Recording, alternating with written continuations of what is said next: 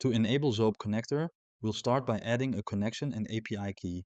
Then we'll connect your device to XOAP and add an operating system so that you can run machine images on vSphere or Nutanix. Finally, we'll create your first image. The connector adds on-prem environments into existing automation pipelines. This way, you can manage distributed systems centrally and securely. Let's start.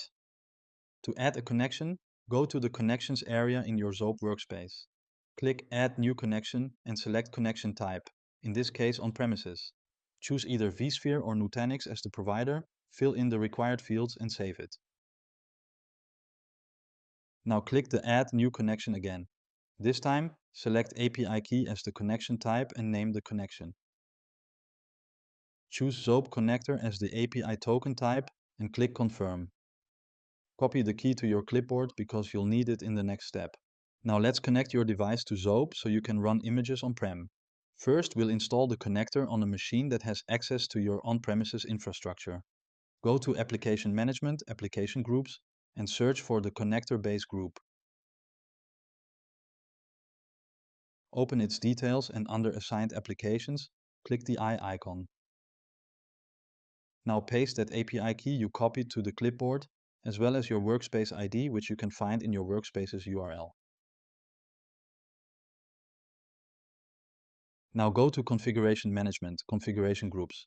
Search for the XOAP Connector group, click the Action menu and select Copy Registration Command. Run this command on your device in a PowerShell administrator session.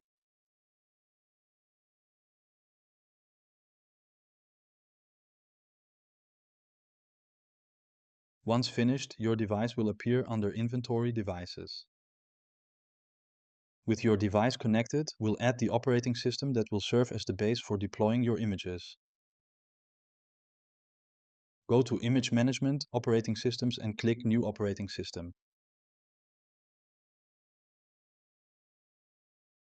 Select On-Premises type and fill in the required data. Click Save to add the new operating system.